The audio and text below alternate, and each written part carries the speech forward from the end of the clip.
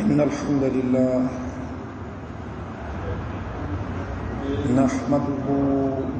ونستعينه ونستغفره ونعوذ بالله من شرور أنفسنا وسيئات أعمالنا من يهده الله فلا مضل له ومن يضلل فلا هادي له وأشهد أن لا إله إلا الله وحده لا شريك له وأشهد أن محمدا عبده ورسوله أما بعد فإن خير الحديث كتاب الله وخير الهدي هدي محمد صلى الله عليه وسلم وشر الأمور محدثاتها وكل محدثة بدعة وكل بدعة ضلالة وكل ضلالة في النار أما بعد أدوقف الله سبحانه وتعالى أترى الصلاة فنبوة محمد صلى الله عليه وسلم إن شاء الله أتما تسواج لري دلك ولتن القرآن الكريم لتن سورة العنكبوت آية 16 أعوذ بالله من الشيطان الرجيم وإبراهيم إذ قال لقومه اعبدوا الله واتقوه ذلكم خير لكم إن كنتم تعلمون الله سبحانه وتعالى وإبراهيم بكنا رتي النبي إبراهيم عليه الصلاة والسلام إذ قال لقومه اعبدوا الله واتقوه إن باتون صفوا وإجارة إكي اعبدوا الله أما سن الله واتقوه إدي قياري اعبدوا الله اسي الله إليه ننتبه نبي الله وبا أو جيش الله وبا توما صفوا أو إياوا gẹ́gẹ́ bí tí Ọlọ́hun Ọba subhanahu wa ta'ala tí ó sọ pé wa laqad ba'athna fi kulli ummatin rasula an i'budu Allah wajtanibu at-taghut àti gbé dìde nínú gbogbo ìjọ rasulan òjíṣẹ́ an i'budu Allah in tí àwọn òjíṣẹ́ yìí tí wọ́n sọ fún àwọn èèyàn wa òun náà ni pé i'budu Allah ẹ̀ṣẹ̀ ìbádà fún Ọlọ́run Ọba Allah wajtanibu at-taghut ẹ̀dẹ̀ jìnà sí taghut kí la ń pè ní ìbádà ìtàn pè ní ìbádà òun náà ni kullu ma yuhibbuhu Allahu wa yardahu min al-aqwali wal-a'mali adh-dhahirati wal-batina gbogbo tí Ọlọ́run Ọba bá ti nífẹ̀ẹ́ sí nínú àwọn ọ̀rọ̀ sísọ ọ̀rọ̀ orí ahọ́n ni ọ̀rọ̀ ọkàn ni bákan náà nínú àwọn iṣẹ́ ọkàn ni àti iṣẹ́ oríkèríkè ara ìtọ́lọ́wọ́ bá ti nífẹ̀ẹ́ sí tó yọ́nú sí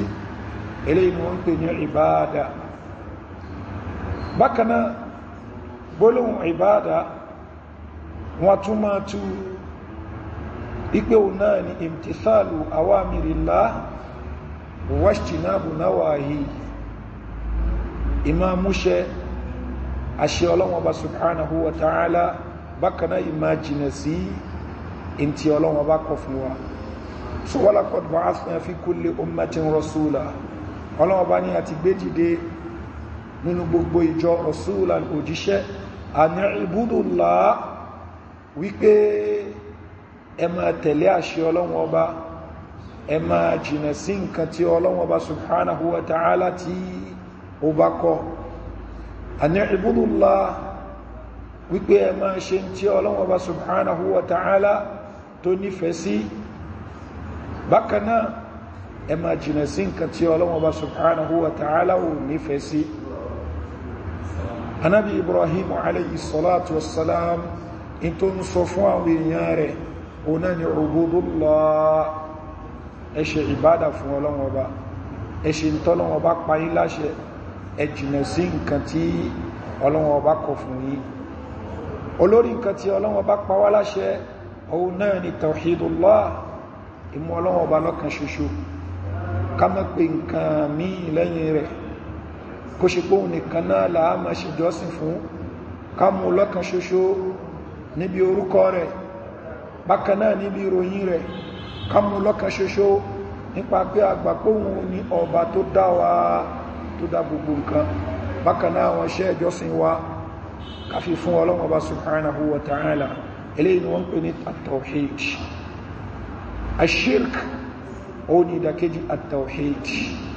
Bákan náà àwọn nǹkan tí ó jẹ́ ìtàfin ṣe tahqiqu at-tawhid, ìfimú ìmọ́lọ́run lọ́kan ṣoṣo, ìmúdógóngó, ìta máa fi ń ṣe tahqiqu rẹ̀ ọ̀hún náà ni ká tẹ̀lé àṣẹ Ọlọ́hun Ọba, ká dẹ̀ jìnà sí àwọn nǹkan tí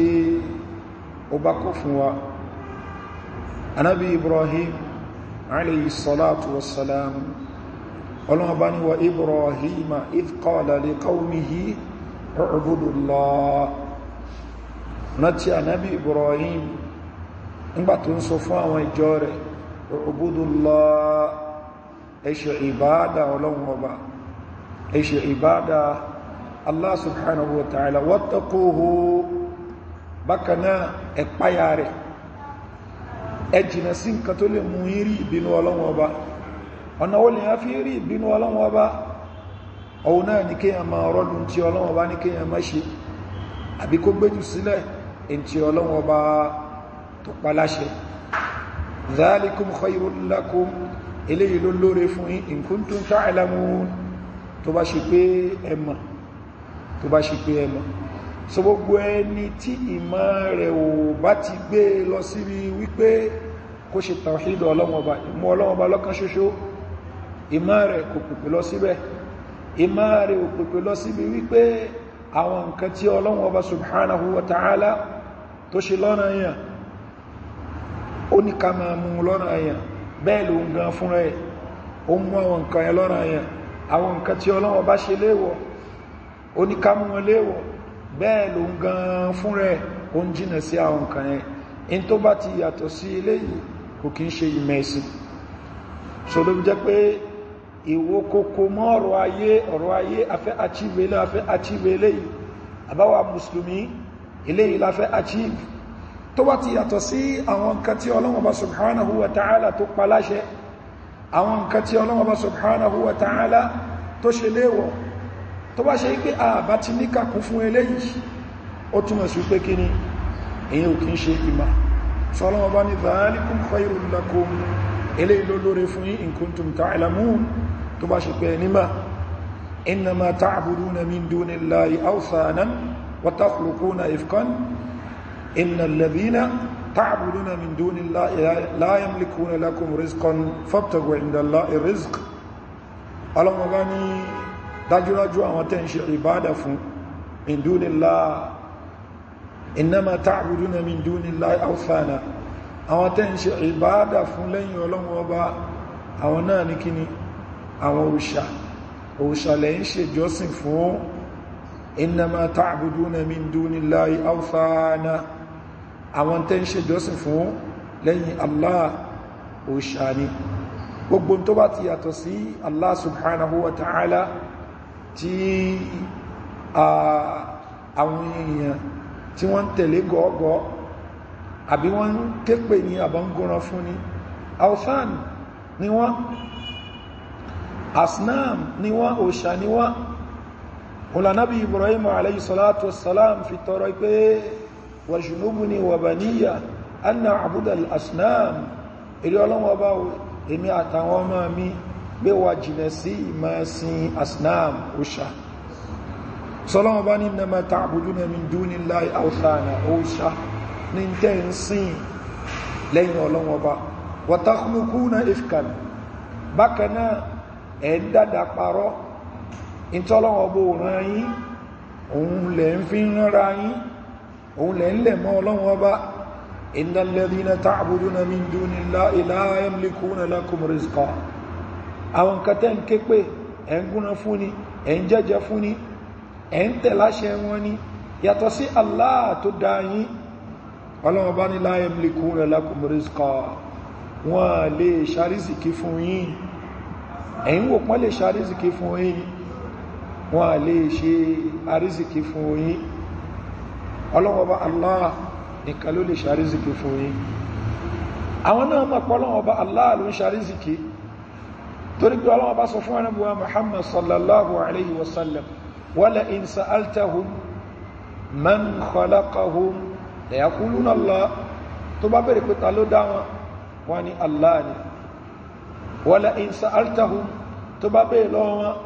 man khalaqa as-samawati wal arda ta ló dá sama tilẹ̀ wa sakhkhara ash-shamsa wal qamar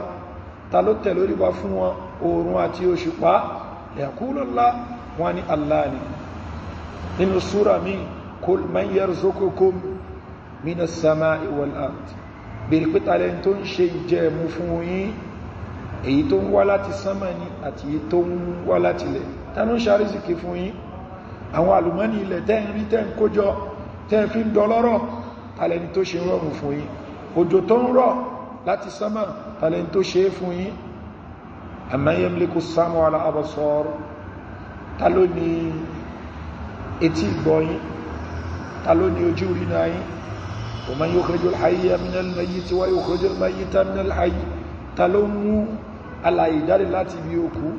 tó ń sọlẹ̀ tó ti kú dilẹ̀ tí yóò jẹ́ ilẹ̀ tí ó tutù minimini tí ó máa mú àwọn arúgbìn jáde ta ló ń sọ ilẹ̀ tí ó tutù minimini pẹ̀lú àwọn arúgbìn rẹ̀ ta ló ń sọ dilẹ̀ tó ṣe ikú kò lè mú arúgbìn jáde má ta lẹni tí ó mú alààyè jáde láti inú òkú tó mú òkú jáde láti inú alààyè wa man yudabbiru al-amr ta ló ń ṣe ìdarí ọ̀rọ̀ ayé Allah subhanahu wa ta'ala fasayaquluna Allah wọ́n ní Allah ni faqul wọ́n sọ fún pé afala tattaqun tẹ́yìn náà bá gbà pé Allah ló ń ṣe gbogbo àwọn nǹkan wọ̀nyí ẹ̀ ṣe páyọ̀ Ọlọ́run Ọba tẹ́ bá gbà pé Allah subhanahu wa ta'ala olóṣe gbogbo àwọn nǹkan wọ̀nyí ẹ̀ ṣe tẹ̀láṣẹ rẹ̀ ní tó bá pa yín láṣẹ kẹ́ mú ṣe in tí ó bá ní kẹ́ jìnà sí hadhihi at-taqwa eléyìí ni ìpáyọ̀ Ọlọ́run Ọba ìtọ́lọ́run fẹ́ ká ṣe ìtọ́ ní ká jìnà sí bá a ṣe ìtọ́lọ́run Ọba pàṣẹ rẹ̀ sí òun la ṣe ń sin Ọlọ́run Ọba sí òun la ṣe súnmọ́ Ọlọ́run Ọba sí bá a ṣe jìnà sí ìtọ́ ní ká jìnà sí òun la ṣe súnmọ́ Ọlọ́run Ọba sí òun ni a ṣe páyọ̀ Ọlọ́run Ọba sí bẹ́yàn bá ṣe wọ́n ń ṣe tọ́lọ́run Ọba ní kó má ṣe òun ló fi jìnà sọ́lọ́run Ọba sí bó ṣe gbéjù sílẹ̀ sí tọ́lọ́run Ọba ní ká ṣe òun ló fi jìnà sí Ọlọ́run Ọba sí so ló jẹ́ pé kò sí shortcut fún bẹ́ẹ̀ ni kò sí two ways ubudullah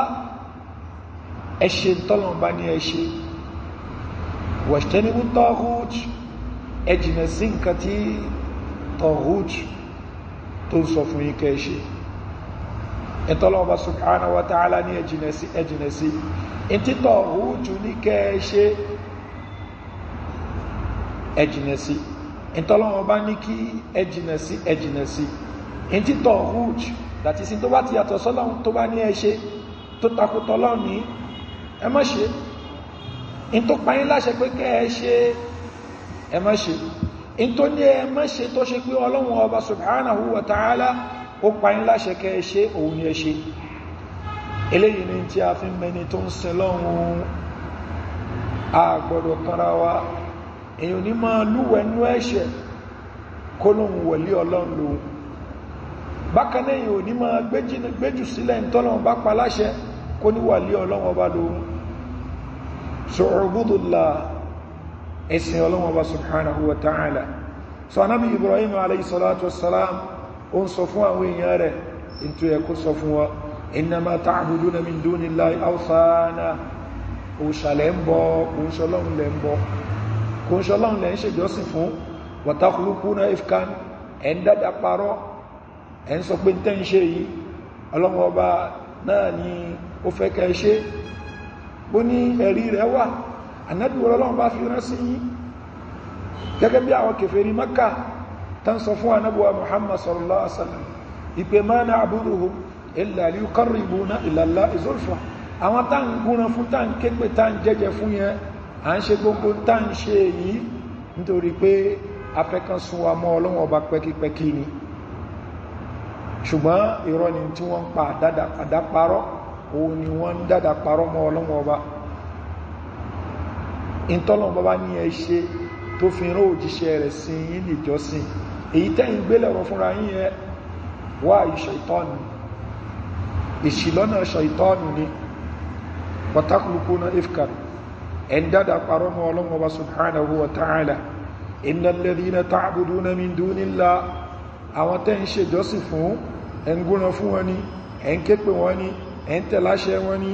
min dunillahi awthana òòṣà lẹ́ ń ṣe jọ́sìn fún innal ladhina ta'buduna min dunillahi la yamlikuna lakum rizqan wọn ní àrísìkí kàtà lè ṣe fún yín fabtagu indallahi rizq ọ̀dọ̀lọ́wọ́ bá ní ẹwà rísìkí yín sí bẹ́ẹ̀ ni àrísìkí tọ́lọ́wọ́ wá kọ fún ẹni kọ̀ọ̀kan wa in tí ó rí ní provision tọ́lọ́wọ́ bá ti kọ fún ẹni kọ̀ọ̀kan wa in tí ó lè fò dáró ní èó rí ló jẹ́ pé láàrọ̀ ọ̀rọ̀ Nábì wa Muhammad sallallahu alaihi wasallam ó ní wípé inna ruhal qudus nafatha fi ru'i Jibril alayhi salatu wassalam ó fi sí mi lẹ́nu anna nafsan lan tamuta ìpé ẹ̀mí kan ò ní jáde láyé hatta tastakmila rizqaha aw tastakmila ajalaha títí àsìkò tọ́lọ́wọ́ bá ní ó lò lórí ilẹ̀ ayé tí è lò pé kò sẹ́ni tó lè mú kúrò lórí ilẹ̀ ayé tí tọ́lọ́wọ́ bá kọ́ fún pé yóò lò ní àsìkò tí ó bá tó àwọn yóò ṣe gbìyànjú ó ṣe gbìyànjú ní ṣùgbọ́n ṣọ́lọ́wọ́ bá sọ pé àsìkò rẹ̀ ò tí tó náà watastawiba rizqaha àrísìkí tọ́lọ́wọ́ bá tó palẹ́sẹ̀ kalẹ̀ fún àfi kórí àrísìkí yẹn kórí pé àfi kórí àrísìkí yẹn kórí pé anábi sallallahu alaihi wasallam ó wá ní fa'ashmilu fi talab tẹ́bá wá wá àrísìkí síns tó ṣe pé ní tọ́lọ́wọ́ bá ti kọ fún yín ẹ̀ẹ́rì ẹ gbọ́dọ̀ wá torí wípé àkàn ní jòkó tẹ́ntẹ́lẹ̀ ká expect pé kí ni àrísìkí ó wà bá wa a máa ń jáde lọ láti lọ wá àrísìkí ni ẹni tí ó jáde lọ láti lọ wá àrísìkí ẹniyẹn làá sọ pé kí ni ó gbára lọ́lọ́run ó dẹ̀ gbọ́rọ̀ wá àrísìkí yẹn lọ́nà tó tọ́ ó jáde lọ wá àrísìkí that is ó ṣe àwọn ìgbìyànjú láti gẹ́ẹ̀tì àrísìkí yẹn ìgbìyànjú yẹn dẹ̀ gbọ́rọ̀ jẹ́ ìgbìyànjú tó bá tọ́lọ́wọ́ bá mú fa ashmilu fi talab tẹba ń wá àrísìkí ẹwà lọ́nà tó dá so Ànábì sallallahu alaihi wasallam ó encourage wa ká gbìyànjú láti wá àrísìkí wa ká má jókòó tẹ́ntẹ́lẹ́ ká má jókòó sílé ká expect pé àrísìkí wà bá wa a máa tí gbìyànjú síwájú ni Ànábì fún wa lápẹjúwé kan sallallahu alaihi wasallam ó ní law tawakkaluna ya'ni law tatawakkaluna ala Allah tó bá ṣe pé ẹ̀yin èèyàn ìgbára lọ́lọ́run haqqa tawakkuli bó ṣe ẹ̀kẹ́ ìgbára lè ní la razaqakum kama yarzuqu at-tayr ọlọ́wọ́ bó kò bá máa ṣe àrísìkí fún yín kama yarzuqu at-tayr bó ṣe máa ṣe àrísìkí fún ẹyẹ ká nípẹ́ iná gbára lọ́lọ́run bó ṣe ẹ̀kẹ́ gbára lè ní la razaqakum kò bá ṣàrísìkí fún yín kama yarzuqu at-tayr yàbó ṣe máa ń ṣàrísìkí fún ẹyẹ ó ní taghdu khimasa ẹyẹ wọ́n ó jáde láàárọ̀ lẹ́ni tó ń wá tí wọ́n ó jẹ lọ wọ́n ní máa bẹ́ nínú kíní wọn nínú ilé wọn wọ́n ó jáde lẹ́ni tó ń wá tí wọ́n ó jẹ lọ wa taruhu bitana táwọn ẹyẹ yóò bá padà sílé ikùn ti kú so àwọn náà ṣe gbìyànjú lọ wọ́n ṣe ìgbìyànjú lọ so ló fi jẹ́ pé ẹ̀yin náà ṣe ìgbìyànjú ẹ ṣe ìgbìyànjú tẹwà ṣe ìgbìyànjú tẹ tọ̀lé ìlànà tọ́lọ́wọ́ bá fẹ́ kẹ́ tẹ̀lé ọlọ́wọ́ ọba yóò máa ṣe àrízìkì fún yín ìtọ́lọ́mbá ti wá kọ mọ́ yín ní àrízìkì ìgbìyànjú yín ò lè ṣe kíni kò lè jẹ́ kẹ́ rí jù bẹ́ẹ̀ lọ torí pé rufi'ati al-aqlam wa jaffati as-suhuf gègé wọ́n ti gbé sókè bẹ́ẹ̀ ni takàndá ti gbẹ kádàrí ń kálukú ó ti jẹ́ nǹkan tó wà sí òjì ṣùgbọ́n kádàrá yẹn náà a gbìyànjú a ṣiṣẹ́ náà láì débẹ̀ a ṣiṣẹ́ láì débẹ̀ so anábọ̀wá Muhammad sallallahu alayhi wa sallam ó ní Jibrilu sọ fún mi ìpé anna nafsan lan tamut ìpé ẹ̀mí kan ò ní jáde láyé hatta tastakmila ajalaha wa tastawiba rizqaha àbíkó ṣe ìpé àsìkò tọ́lọ́wọ́ bá ní ó lò ó ti lò ó pé bákanáà ìtọ́lọ́wọ́ bá ní yóò ní àrísìkí yóò ní a lè ti ìgbìyànjú kan náà síwájú ṣùgbọ́n kárísìkí wa kó mọ́ rí bákanáà a lè ti ìgbìyànjú kan náà síwájú ṣùgbọ́n àrísìkí wa kò ní rí bákanáà anábi ni fún ashbilu fi talab ẹwà lọ́nà tó dá fa inna Allah la yunalu ma indahu illa bi ta'ati àṣẹ ìtẹ̀láṣẹ ọlọ́run bá lè yẹn máa fi ń rí tó ń bẹ lọ́dọ̀ ọlọ́run ẹni tó ń fọgbọ́ ọlọ́run ọba ya nítorí kó fẹ́ lówó tọ́lọ́run ọbọ̀ bá kówó mọ́ kò lè ní owó yẹn tọ́lọ́run bá ní yóò ní owó yóò ní kò bá fọgbọ́ ọlọ́run ọba ya ṣùgbọ́n ó kàn bẹ lákọọ́lẹ̀ wípé kí ni ẹni yóò ọ̀nà tó fi lówó òun ṣe ọ̀nà tó ṣe wípé ọlọ́run ọba approve torí pé ọlọ́run ọbọ̀ approve kí èyàn rí ọrọ̀ lọ́nà haram kò approve kí èyàn kó àrísìkí jọ lọ́nà haram ṣùgbọ́n tí ń bẹ nínú kádàrá wípé ẹni yìí ọ̀nà haram yìí kó jọ so ìtọ́lọ́run bá yọ́nú sí òun ní ká kó àrísìkí jọ lọ́nà halal sọ́lọ́run ọba subhanahu wa ta'ala ó ní anábì Ibrahim alayhi salatu wassalam ó ń sọ fún wa wípé ẹwà fọ́tọ̀kù ẹ̀ndàlá ìrìsìkọ̀ ọ̀rọ̀ ọlọ́run bá ní ẹ ti wúyà rísìkì that is ẹ̀tọ́ ọ̀nà tó yẹ kẹ́ ẹ̀tọ́ ọ̀nà tó yẹ kí ẹ̀tọ́ ẹ̀ṣà wọn gbìyànjú síwájú ẹ ti àwọn ìgbìyànjú síwájú wa'budu ẹ̀ṣìjọ́sìn fún washkuru la ẹdúpẹ́ fún ilayhi turja'un ọ̀dọ̀ Ọlọ́run Ọba náà ni ẹ padà sí eléyìí anábì Ibrahim alayhi salatu wassalam òun ló sọ fún àwọn èèyàn rẹ̀ tí ó yàtọ̀ sí nǹkan tí anábì wa Muhammad sallallahu alayhi wasallam tó náà sọ fún àwọn èèyàn ẹ̀sìn lọ́wọ́ ẹdúpẹ́ fún Ọlọ́run ẹ̀tẹ̀láṣẹ Ọlọ́run ẹ̀ṣẹ̀ tọ́lọ́ bá pààyín láṣẹ ẹjìnà sí tó ní ẹjìnà sí ẹ má worogún pẹ̀lú ẹ wá sí nìyẹn àfáà tó lóun ṣe wá sí fáwọn èèyàn tó ṣe pé lè yóò sínú nǹkan tó ń sọ wá sí rẹ̀ òdá lórí eléyìí ìrọ́gì so ní kó ṣe pé ká ní à ń ṣe wá sí economic development kìíní kankan kamara wọn ọ̀pọ̀lọpọ̀ àwọn àmínú àwọn tí wọ́n nìkan ṣe bẹ́ ṣe máa ṣe ìyàn kí ń ṣe yé in tí àwọn òjíṣẹ́ Ọlọ́run Ọba tí wọ́n fi bẹ̀rẹ̀ dáwà wọn walaqad ba'athna في كل أمة رسولا أن اعبدوا الله واجتنبوا الطاغوت. ìpèpè sí tawhid, ìmá warn against shirk, ìpèpè sí ìtẹ̀láṣẹ Ọlọ́run, ìmá warn against iṣẹ́ Ọlọ́run. ilé yìí ni tí àwọn òjíṣẹ́ Ọlọ́run ọba tí wọ́n mọ̀ ní wáàsí. ilé ilẹ̀ ni in tí a gbọ́dọ̀ pèpè sí. wa in tukadhibu, ẹ̀yin èèyàn mi, tẹ́ bá pè mí nírọ́, tẹ́ pọ̀rọ̀ Ọlọ́run ọba nírọ́, faqad kadhaba umamun min qablikum, àwọn èèyàn kan náà ti pọ̀rọ̀ Ọlọ́run ọba nírọ́, wọ́n ti pè àwọn òjíṣẹ́ wọn nírọ́. Ànábì Ibrahim alayhi salatu wassalam, òun kọ́ ni ànábì àkọ́kọ́. Awwalur rusul, òjíṣẹ́ àkọ́kọ́ òun ni ànábì Nuh alayhi salatu wassalam. Ànábì àkọ́kọ́ òun ni ànábì Adam alayhi salatu wassalam. àwọn èèyàn fagbọ́ Ọlọ́run bá yá àsìkò ànábì Nuh alayhi salatu wassalam ní kìíní ní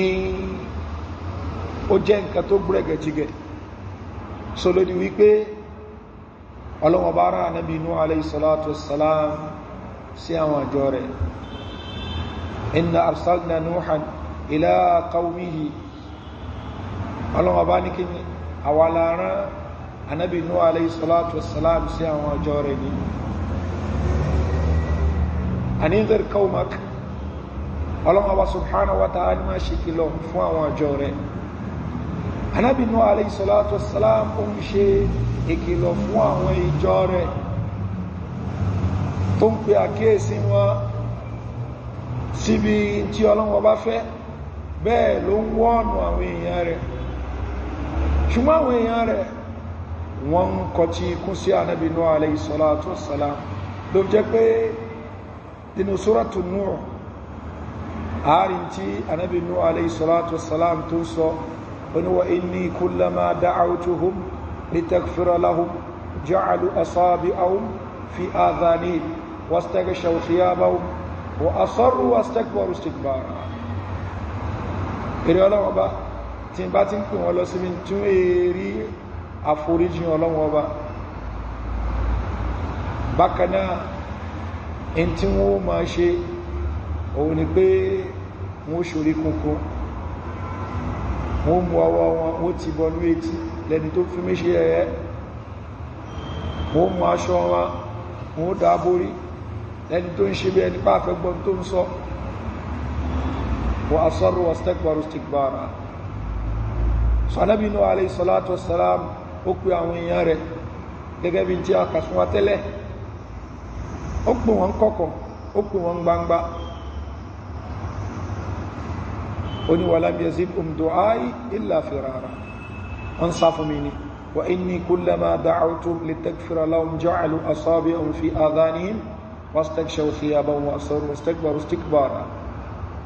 thumma inni da'awtuhum jiharan thumma inni asartu lahum. ó ní mo pè wọ́n ní gbangba, bẹ́ẹ̀ ni mo pè wọ́n ní kọ̀kọ̀, ṣùgbọ́n àwọn ẹni wọ̀nyí wọ́n ṣorí kùkù náà ni. kí la fẹ́ ló ń bí eléyìí ó ní pé ẹni tó jẹ́ òjíṣẹ́ àkọ́kọ́ ó ní ànábì Nuh alayhi salatu wassalam. ànábì Ibrahim alayhi salatu wassalam wọ́n sọ fún àwọn èèyàn rẹ̀ wípé tẹ́ bá pè mí nírọ́ àbẹ́ pọ̀rọ̀ Ọlọ́run Ọba nírọ́, faqad kadhaba umamun min qablikum, àwọn àkànnà ti pè ọ̀rọ̀ Ọlọ́run Ọba nírọ́, wọ́n ti pa àwọn ànábì wọn nírọ́. àwọn èèyàn ànábì Nuh wọ́n pè ọ̀rọ̀ Ọlọ́run Ọba nírọ́. bẹ́ẹ̀ ni àwọn ànábì míì náà tí wọ́n wá lẹ́yìn ànábì Nuh alayhi salatu wassalam. Ọlọ́run Ọba ní wa in tukadhibu faqad kadhaba umamun min qablikum wa ma 'ala ar-rasul illa al-balaghul mubin wa ma 'ala ar-rasul illa al-balaghul mubin. ìpé ànábì Ibrahim alayhi salatu wassalam sọ ìpé iṣẹ́ òjíṣẹ́ òun náà ni kí ó ṣàlàyé ní àlàyé tí ó clear, tí ó mú information clear. sáwọn tí ó mú mẹ́sẹ́jì wà clear.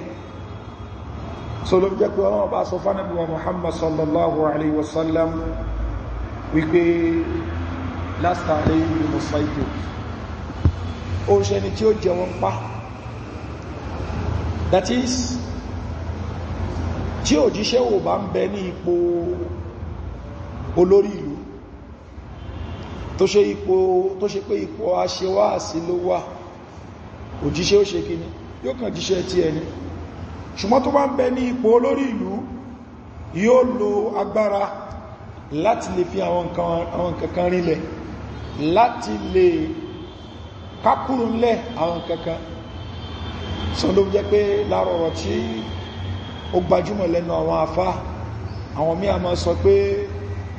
Usman radiyallahu anhu ló sọ, ṣùgbọ́n ilé iná wọn ní kò lálàáfíà dọ́dọ̀ rẹ̀. Òun náà ni pé kí inna Allah yaza'u bis sultan ma la yaza'u bil Qur'an. Ọlọ́run bá máa fi agbára a máa fi nǹkan nílẹ̀ àbí gbá nǹkankan dànù ní tó ṣe ipé tẹ́ bá ka Kùránì fún èèyàn ó lè mọ́ gbà kúrò. Sọ àfó ṣe wá sí yóò fẹ́ fún, yóò pariwo,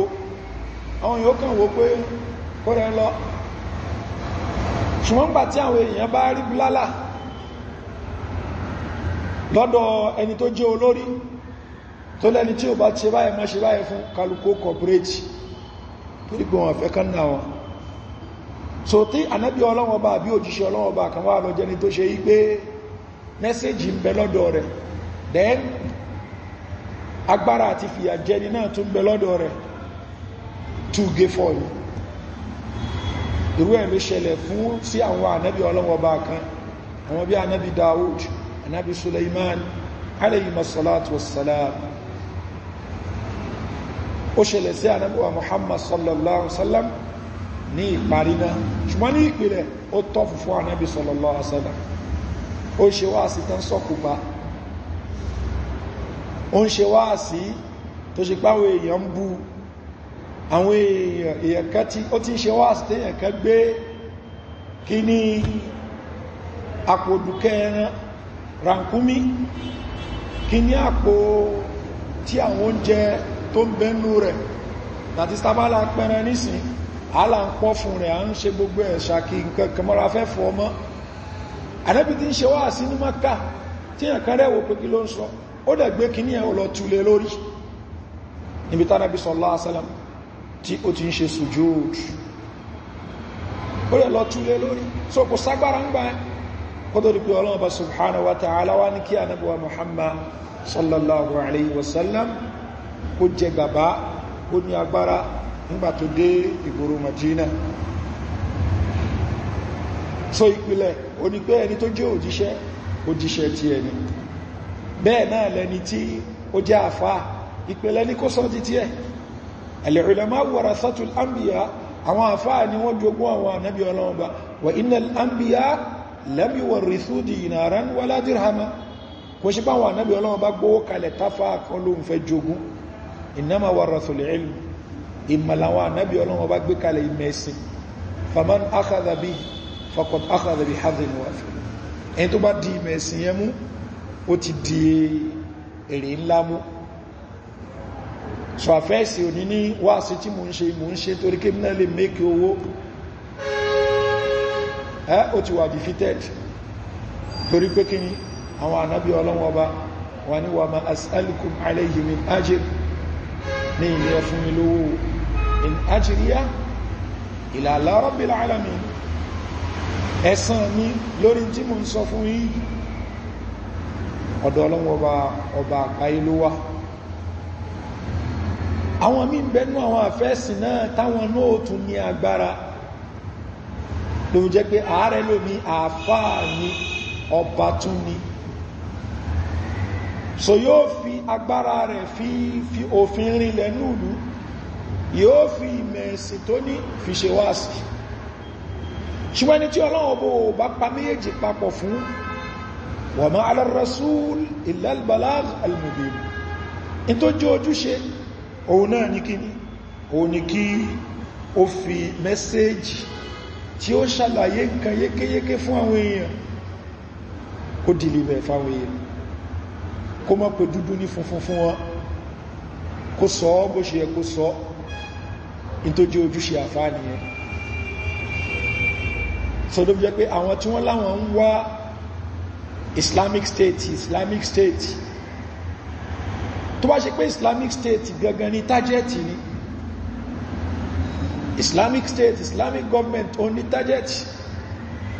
Ànábì Ibrahim alayhi salatu wassalam kò ní Islamic State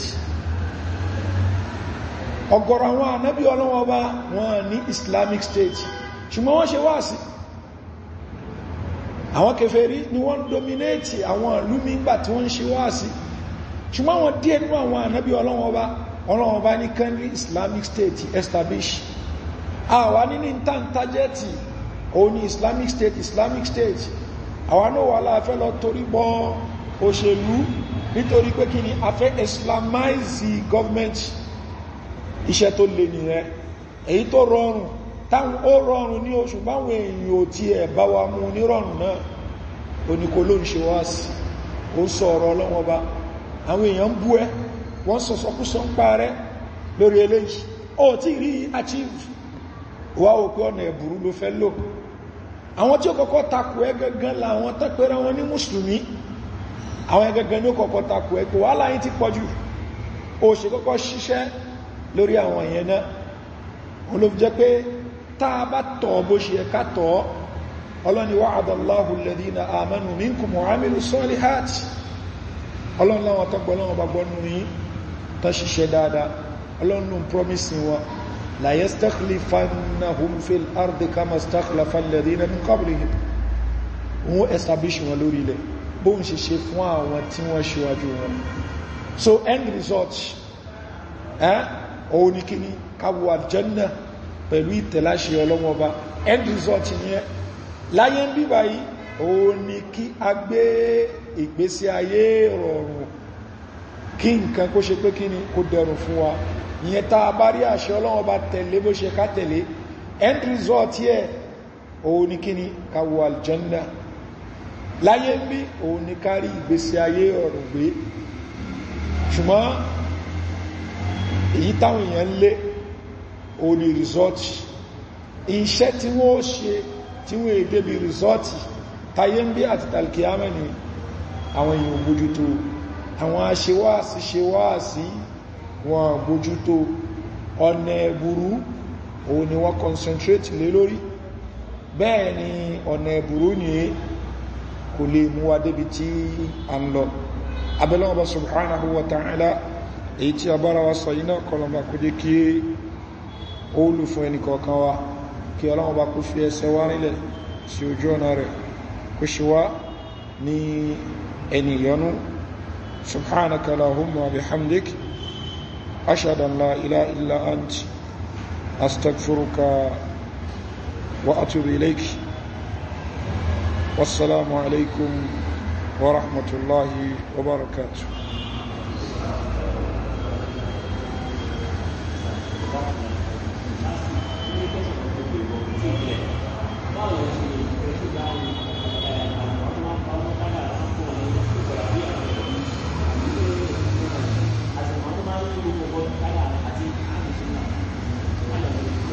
bó la ṣe lè ṣe òpin láàrin alqadariya àti àwọn ahli sunna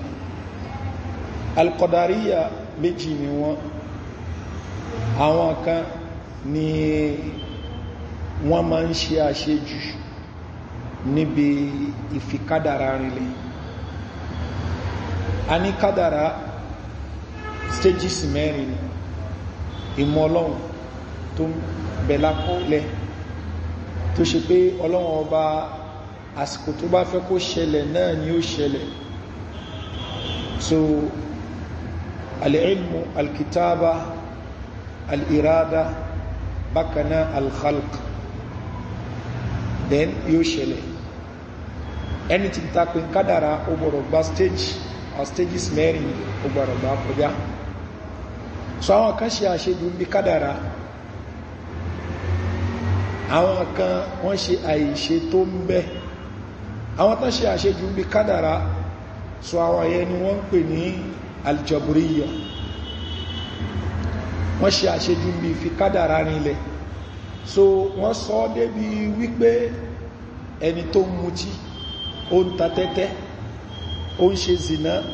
ó ń ṣe gbogbo nǹkan tọ́lọ́wọ́ bó fẹ́ ìtọ́lọ́wọ́ bá pa láṣẹ ó gbèjù sílẹ̀ wọ́n ní ẹni yẹn ọlọ́wọ́ ọba náà ni ó ní kó ṣe é bẹ́ẹ̀ ni kò yẹ kọ́lọ́wọ́ ọba kó fi àjẹ́ torí pé ọlọ́wọ́ ọba ló ní kó máa ṣe bẹ́ẹ̀ so wọ́n gbọ́ yìí bí kádàrá imposition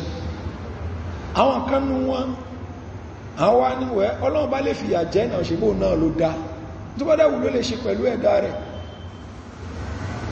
so tó bá wu ẹni tó tẹ̀ láṣẹ rẹ̀ nísìn ó wù ẹni tó tẹ̀ láṣẹ rẹ̀ ó lè mú kó sọ síná ẹni tí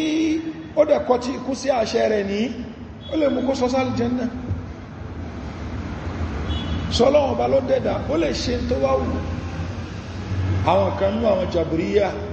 àwọn sọ báyìí wọ́n ní bẹ́ẹ̀ ni ọlọ́run ló fọ́ọ̀sì ẹ̀ kó ṣe gbogbo àwọn nǹkan wọ̀nyẹn ọlọ́run fọ́ọ̀sì ẹ̀ kó ṣe ọlọ́run fọ́ọ̀sì ẹ̀ kó mutí kó ta tẹ́tẹ́ kó ṣe zìnà kó jalè kó ṣe bọ́ ó rẹ̀ fọ́ọ̀sì eléyìí kó mọ kírun kó mọ gbàwẹ̀ kó mọ ọlọ́run lọ́kan ṣoṣo àti bẹ́ẹ̀ bẹ́ẹ̀ lọ ó fọ́ọ̀sì eléyìí tó wá mú yìí tó fọ́ọ̀sì yẹn pé kó mọ ta tẹ́tẹ́ kó mọ ṣe zìnà kó jalè tó sọ sínú náà kó wá ló ṣẹlẹ̀ tó bá mú yìí tí ó tẹ̀ láṣẹ rẹ̀ kó fi sínú àlùjánnà kí ló ṣẹlẹ̀ àbó tí ẹ ṣe ní ìdàkejì èyí tó tẹ̀ láṣẹ rẹ̀ ó sọ sínú náà èyí tó takò àṣẹ rẹ̀ ní ó sọ sínú àlùjánnà òun náà ló ní gbogbo ohun tó bá wù ló lè ṣe àwọn eléyìí ni ìran jàbìríyà kan ṣùgbọ́n àwọn tó wọ́sì ju àwọn eléyìí lọ́nà àwọn jàbìríyà láwọn tó tán tráì láti ṣe kíní láti resist kíní ẹ̀ so wọ́n ní no wáyé tọ́lọ́run máa ṣe kíní tó máa fi fìyà jẹ irú ẹni tí ìbìlísù ṣe ipé èrè ọlọ́run ó dá mi láti iná ó dá láti ara yẹ̀pẹ̀ bóòlù wáyé sọ pé kémi forí balẹ̀ fẹ́ ní tó dá látara yẹ̀pẹ̀ so Jabriya wọ́n a pè wọ́n ní Kọ̀dàríyà ṣùgbọ́n tó bá ti pè wọ́n ní Kọ̀dàríyà ni wọ́n lè sọ pé kí ni al-muthbita so àwọn kejì o ni al-Qadariyya al-Nafiya àwọn Qadariyya tán bá pàwọn náà ní Qadariyya wọ́n a fi Nafiya kún that is àwọn tí wọ́n ń takò kádàrá ṣùgbọ́n táwọn kan fẹ́ takò àwọn eléyìí wọ́n ní sọkúsọ lẹ́nsọkú sí tó ń jẹ́ kádàrá o mú tí ẹlẹ́ṣẹ̀ ni ẹ́ ìwọ ló dáṣẹ́ ara ẹ ọlọ́nkọ́ ló dá iṣẹ́ yẹn ìwọ ló dá iṣẹ́ ara rẹ̀ so wà rẹ̀ jìyà ó ṣe zìnà ìwọ ló dáṣẹ́ ara rẹ̀ wà jìyà ṣùgbọ́n tá a bá padà sínú al-Qur'an ọlọ́wọ́ bá ní afanaj'alul muslimina kal mujrimin ma lakum kayfa tahkumun ọlọ́wọ́ ní a ní ṣe àwọn tí wọ́n ju wọ́ọ́lẹ̀ fáṣẹ ọlọ́wọ́ ọba a ní tírítì wọn bá ṣe máa tírítì àwọn pòkí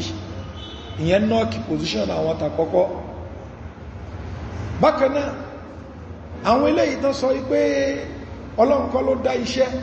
ọlọ́run ni wallahu khalaqakum wa ma ta'malun ọlọ́run lòun ló ń dá yín àti tẹ́ ń ṣe níṣẹ́ ṣùgbọ́n ó fún wa ní freedom láti ṣe ṣùgbọ́n gbogbo ẹ̀ náà ń kọ́ ó ń bẹ nínú mọ̀ ọlọ́run ọba ti mọ ẹni tí ó ṣe ìtò ń paláṣẹ àtẹni tí ó kọ́ ti kún sí ìmọ̀ yẹn dájú débi pé ó ń bẹ lákọọ́lẹ̀ ìmọ̀ yẹn dájú débi pé kí ni ó ń bẹ lákọọ́lẹ̀ so kádàrá ó nìyẹn so tá bá gbọ́ al-Qadariyya oríṣiríṣi Qadariyya ló ń bẹ so ìgbà míì tó máa lo gbólóhùn Qadariyya lásán wọ́n máa ń lò láti lè fi tọ́ka sáwọn tó ń takò kádàrá wọ́n wá lo gbólóhùn Jabriyya ni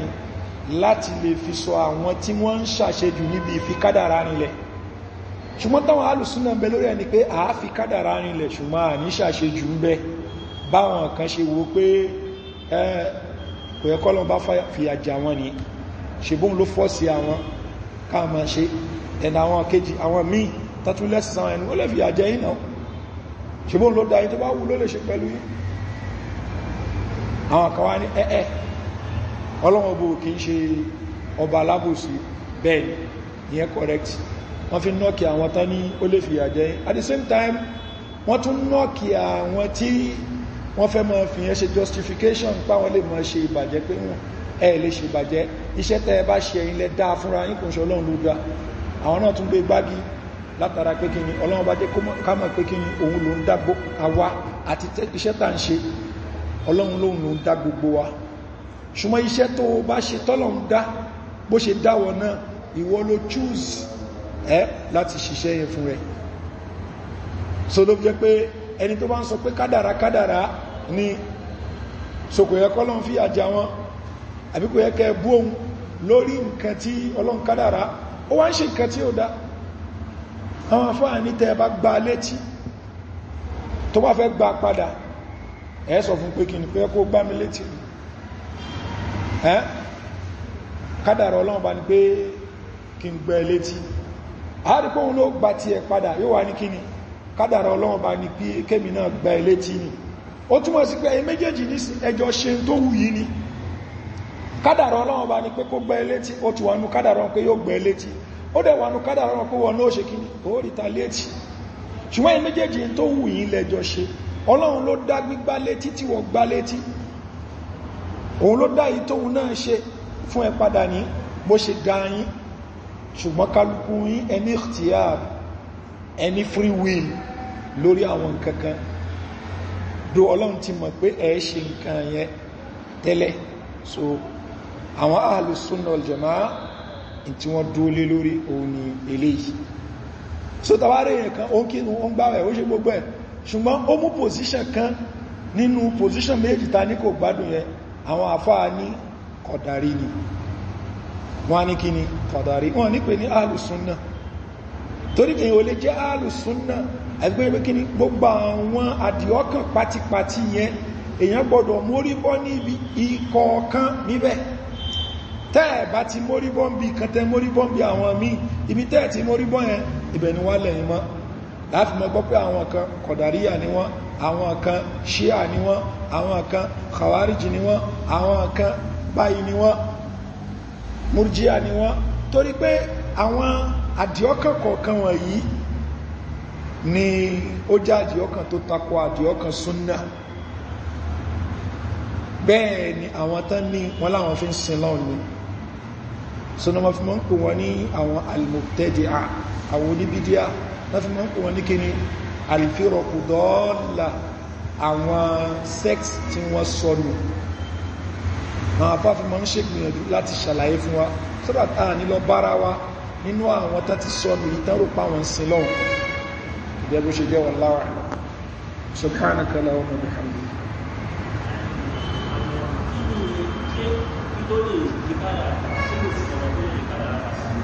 ṣe kankan bẹ tó lè yí kádàrá padà kádàrá kò sí tí ó máa yí padà àfi kó yí padà sí kádàrá náà kò sí tí ó yí kádàrá padà àfi kó yí padà sí kádàrá ara kádàrá náà subhanaka Allahumma bihamdika ashhadu an la ilaha illa anta astaghfiruka wa atubu ilayk